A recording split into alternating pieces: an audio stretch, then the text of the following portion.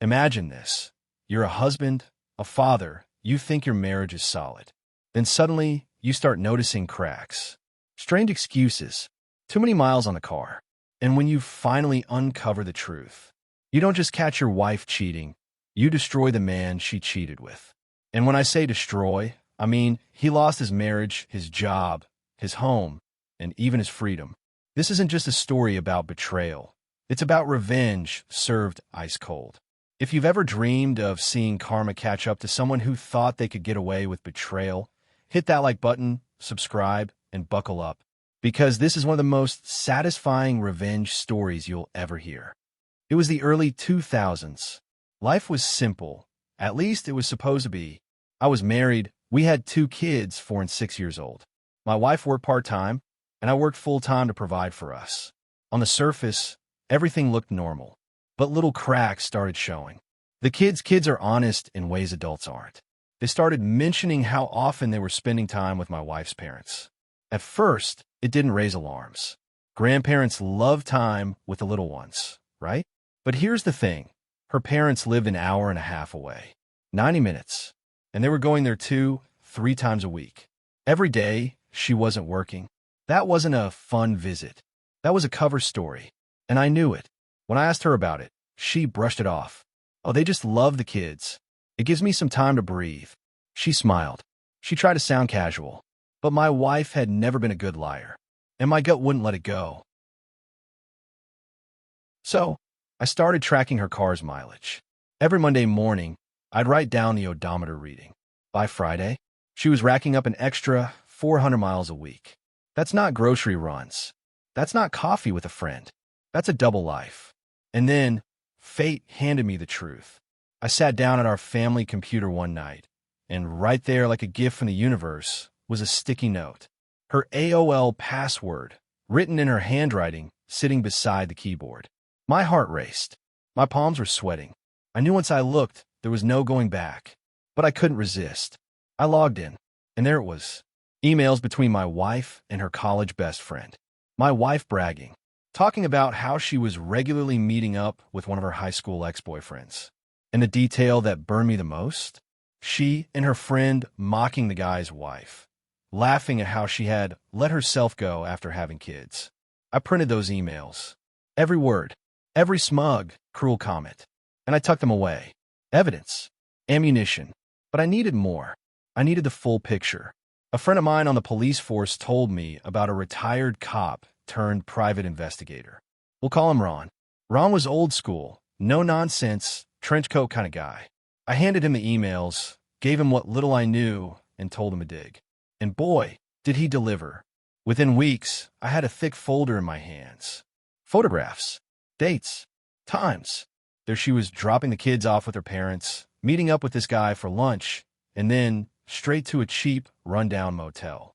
A few hours later, she'd pick up the kids and drive home like nothing happened. It was all there, black and white, undeniable. And that's when I made my decision. I wasn't going to scream. I wasn't going to cry. I wasn't going to let her destroy me the way my own parents destroyed each other when they cheated. No, I was going to do this with precision, with control, with fire. Ron didn't just stop with my wife. He dug in her boyfriend too. His name was Bob, married, 3 kids, vice president of sales at his father-in-law's company. His whole life, his marriage, his job, his house, was built on connections to his wife's family. And in that moment, my plan crystallized. I called my lawyer. Divorce papers were drawn up, quietly, carefully, every detail handled. And I told Ron I needed one more thing, multiple copies of his report. Because Bob's wife? She deserved to know too. The day finally came. At her work, in front of her co-workers, my wife was served with divorce papers. Shock on her face. That perfect facade cracking. And at the very same time, across town, Ron met with Bob's wife. He laid everything out. Photos, timelines, proof. And she didn't just get mad. She went nuclear. Now, my wife's affair didn't affect much in our divorce settlement.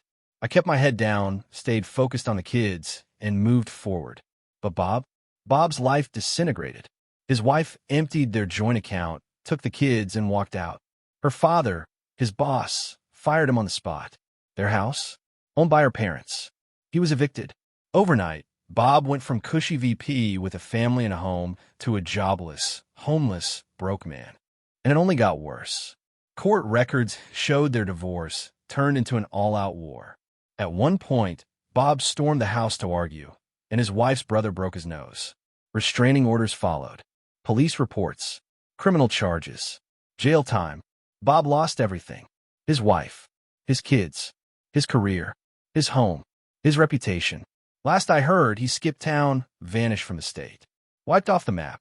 Meanwhile, his ex-wife rebuilt her life. She went to work at her dad's company, eventually taking it over when he retired. She thrived. She won. As for me, I finalized my divorce, focused on raising my kids, and refused to let bitterness eat me alive. I never engaged with my ex on anything other than the kids. And now that they're grown, I don't talk to her at all. I don't hate her. I don't love her. She's just the mother of my children. Nothing more. But Bob? Oh, Bob. He thought he could sneak around, betray two families, and laugh behind our backs. Instead, his entire life went up in flames. And I didn't have to lift a finger. I just lit the match. There's something deeply satisfying about watching karma unravel someone's life, thread by thread. Bob didn't just lose a fling.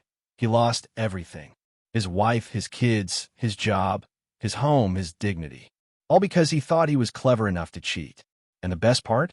I didn't even have to destroy him myself. I just gave the truth to the right person, and the dominoes fell perfectly. Revenge doesn't always have to be loud. Sometimes, the sweetest revenge is simply shining a light on the truth and letting people hang themselves with their own lies. That's exactly what happened here.